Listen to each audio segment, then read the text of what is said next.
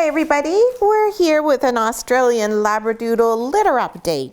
Today's video we're going to tell you all about the little mini Australian Labradoodles from our Lait litter. These puppies are 7 weeks old, and so we're going to tell you what they've been up to, and we're going to tell you about our matching process because it's almost time for these puppies to pick their forever families. Hi, I'm Claire from Van Isle Labradoodles, and these little mini Labradoodle puppies have had their family visit, and now we are just waiting for our families to give us their homework assignments. So what's their homework assignment? The homework assignment is a series of just a few questions. We ask all of our families, each individual person in the family, to complete. And that's how we get to know a little bit more about our families. Of course, we know everything about these little Australian Labradoodle puppies because we spend 24 hours a day with them, 7 days a week from the time they're born. So we know them really well. But now we want to get to know the people on our litter list. So we have our little homework assignment after our families come for their puppy family visit. And that way we get to know a little bit about their lifestyle, what they're looking for in their puppy, what they plan to do during each day with their puppy, what their hopes and dreams are, and what sort of things they want to avoid. Sometimes the things they want to avoid are just things that are involved with teaching your puppy and learning together, and other things are very specific things. So we ask everyone to give us their preferences, and we always take the preferences into consideration, of course. And then what we do is we match the lifestyle on the puppy's temperament. And that way we find we get a really good lifelong relationship that's successful between the puppy and the family. So we've been doing this for over 4 decades now, and it's served us really well, and everybody ends up very happy with the puppy they've chosen. Sometimes people ask us, oh geez, I think I'd like to pick my puppy myself. I would like to be the one who chooses my puppy.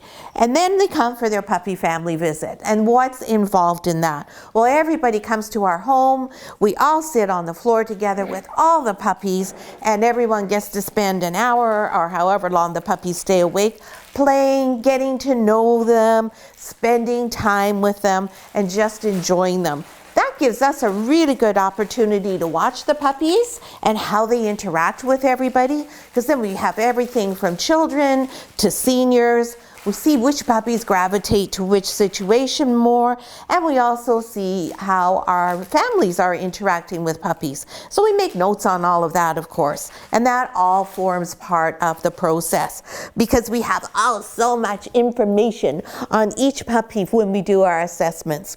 And the assessments are done by 3 of us. So Reynolds sees the puppies every day, I do, and so does Taylor. So we all have a different experience with the puppies, and the puppies all respond to us slightly differently. They associate us with different things. So we get a really good broad range of circumstances when there's the 3 of us doing this. And we all keep our own personal notes on each puppy, and what might happen for me when I interact with, say, this puppy who's yellow collar girl might be quite different from what happens when Taylor does or Reynolds does. So then we put all of that together, then we go through the homework and we figure, okay, here's which dog is going to be most successful. It also tells us information about things like, do you already have a dog? Do you have a cat? You can see the puppies are really interacting with one another now, playing all the time, playing with toys, playing with each other. They're just go, go, go now. They've got lots of energy to play, and oh yes, we like to eat things we're not supposed to. Yes, we do. Oh yes, it's all fun and games now. And this is a really fun time with the puppies. They all really want to be with people all the time. This litter in particular is hugely people focused. Their whole goal in life is to be with people. They love playing with their toys and they love playing with each other, but if there's somebody there, they'll pick that somebody every time over anything else. Very much like Mama Noisette. And Papa Eli is also very people-focused as well. So just a lovely little group of puppies, a very special little litter, a very special group, yes. Really strong eye contact from everyone. Really, all these puppies, they probably fit into virtually every circumstance. There's always going to be one who's better suited to an older couple, and one that's better suited to a couple with no children, and one that's suited to somebody who does have children. So that's what we work out when we do our assessments and our puppy matching. And then we do a video and we give a little synopsis of what everybody wanted in their puppy and why that particular puppy chose them. So the puppies themselves, since the family visit, they've all become, whoopsie, even more lively and friendly and people-focused. They all just love the family visit. I think if you ask these puppies, they would like it to be puppy family visit day every day, wouldn't you? Right, Red Color? You would like to have people all the time interacting with you. Yes, because that's just the most fun thing for you. Now, one just little note on all of, not just these puppies, puppies in general. Yep, puppies are work. Yep, they take up your time. Like right now, you can see that they take up lots of time when you're interacting and playing with them. But they don't have to run your life, and they don't make you change your schedule. You have them fit into your schedule. So right now, let's say somebody came to the door and I needed to talk to somebody, or I had to go to a Zoom meeting or something. Then I would have played with them for a bit. I would leave them here in their X-Pen, and I would walk out and I would go about my day and doing what I had to do. So you don't want to set yourself up for failure by being really rigid and having some sort of pre-organized schedule, because it's not ever going to work. The puppies aren't going to fall into that schedule, just like your day never really follows the schedule that you had planned. We all anticipate what we're going to do each day. We all know that sometimes we have to be at an appointment for a certain time, but lots of times we have lots of things on our list and we figure, oh yeah, I'm going to do this morning and this afternoon, and it all goes out the window because something happens and you got to go look after this and you have to go look after that, or whatever might come up. So the puppies just need to fit into that, and they will. Puppies are extraordinarily adaptable. They're okay. If you have to go do something, they're not going to die or have the world come crashing down around them.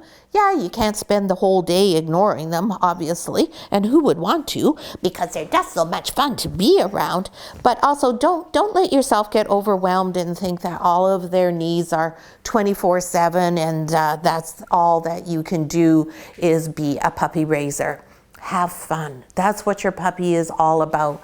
Puppies are all about fun, cuddles, and just making you smile, because all you can see every day is all this cuteness, all this sweetness. They love you. They're going to love you no matter if your schedule changes and they don't get to do whatever activity it is that you have planned.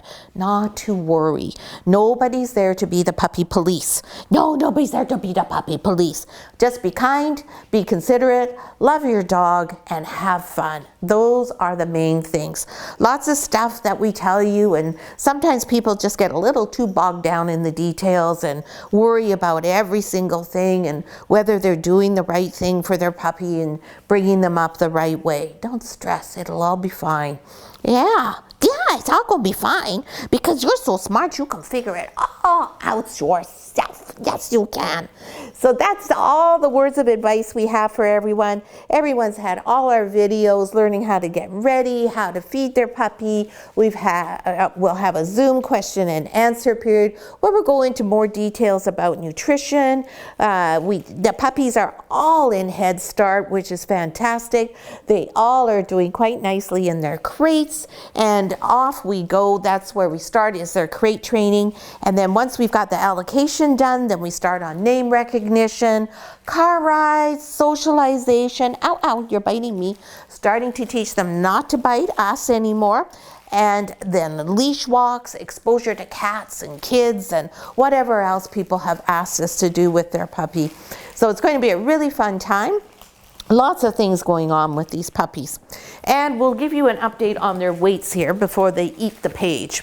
So we'll do this in birth order, and when we do our allocation video, that will also be in birth order. So our number one born here with half of his coat lifted on this side, looking very Labradoodle-ish. And over here, we have a non-Labradoodle-ish looking coat where it's not quite lifted yet. It looks a little funny right now. Oh, does it have a funny coat? So this is our only boy in the litter, our very handsome black and white party boy. This is Red Collar Boy. And today, Red Collar Boy weighs 1.91 kilograms. So it's almost up to 2 kilograms. Oh my goodness me. Yes, that's you. Next is Dark Blue. Hi, you knew it was your turn. Now Dark Blue, you can see her coat's lifted here and here, but we still have some flatness there, but it's all going to come out. This is our gorgeous ebony girl with her beautiful little bit of white there. Don't wreck my book, you bad kids. Oh my goodness. This is just probably, out of the whole litter of sweetness, this is my little bit of sugar that I love so much. I just think she's got the cutest little face. She's very interactive and very responsive. And Dark Blue is 1.75 kilograms. There you go. Next is Pink. Pink, pink, pink, pink. You're not pink, you're purple. This is Pink, your sister. Hello, sissy. This little girl's a little chocolate and looks so much like her mama. She is like a clone of Noisette. Very, very similar to Noisette. She's got the same sort of personality, that cute little face, and the same coloring. And Pink is 1.45 kilograms. Okay, okay. Next is Yellow. It's still, oh my goodness. We got, see, here we got puppy trouble eating my microphone cord. Whoopsie, don't bite me. So actually I have my mic pack down the front of my pants because I don't want them chewing on it. So that's something just to keep in mind when you have a puppy. You got to be the one who's got the bigger brain and figure out, okay, we don't want them to be eating something like the mic pack. So how can we make it work where we still can use the equipment, but they're not going to get in trouble with it? So we just put it down our pants and that works out really well. So, come here, you. Yellow Collar Girl is 1.68 kilograms. And this little lady is our apricot party. Yes, you are. Hey, hey, hey, no bites. Good, that's a good puppy. Good girl, Green, that's a way. This little sweetheart is just the prettiest little thing. She really has a sweet little face. Again, very similar looking to Noisette in terms of her face. And all these puppies really have Noisette-like faces. They don't look so much like Papa Eli. No, you look all more like your mom. And then we have Green. Green, come back here. Come here, Double Trouble. Come here, Double Trouble. This little one, oh, she's a little bit of a darker chocolate than her mom is. But she is a pretty chocolate with a little bit of white here. Very affectionate puppy. That's a very friendly. Oh, so full of kisses. And Green is 2.04 kilograms. Oh my goodness. You are over 2 kilograms already. She's the only puppy over 2 kilograms. She's a big one there. She is the biggest in the litter, and the smallest in the litter is Pink, who we saw previously. And last but not least, we have Purple Collar, who's here. Purple is our little caramel. Every time I see her, I still am checking to make sure that her nose is going to stay the brown color and not have black in it. Check her paws to make sure, because they seem to be kind of always trying to make up their mind whether she's going to be apricot or caramel, but who cares? She's just a darn cute little puppy, really pretty little color, lots of little white flashes there on the paws, and very, very kissy. Oh, just the nicest puppy. And she is 1.58 kilograms. So that's all the puppies and their current weight. There you go. Now next week they will go for their wellness checks to the vet, and when we take them to the vet for that, we vaccinate them just for core vaccines. Puppies do not need to have a lot of useless vaccinations, so we give them the important core ones, and they also get their microchips inserted. And the microchips go right here in between their shoulder blades, and you pull up the skin and you just insert them. And then once they're older, the microchips do float around a bit. They tend to stay in this general area, but they can float around through the body. It's a fairly painless process. It takes about all of 5 seconds for it to be done. Yeah. And then we scan it and make sure we got the right one in there with the right puppy. Yeah. So that's all of our puppies in our Olay litter and what they're up to. They're outside lots. They like to go outside. They run around. They're a talkative litter. They tell us things all of the time. They've done great adjusting to Mama Noisette having gone home, and they're all eating well. So far, they like everything. I don't think there's anything they don't like, is there, Reynolds? They eat everything? Yep, that's great. So they're eating chicken, pork, lamb, beef, and they also have some salmon, and that's all. Those are all the different things that they're eating. So a really good selection of different proteins, lots of fruits and vegetables as well. They get some cranberries, some pumpkin seeds, all sorts of things, some pumpkins, some zucchini, and so far everything is a good hit. They like it all. Not fussy, this little group at all. The only time these puppies are ever crying or complaining about anything is when they want more attention. They do love to have people around them. So we hope you enjoyed today's video. If you did and you have a moment, please give us a thumbs up. That'd be great. We'd appreciate it. And if you have any questions or comments about Australian Labradoodles, please feel free just to post them in the comments below. I'm always happy to answer and help you out with any information that you might need on the puppies. And thanks so much for watching. This is a devil child. Hi.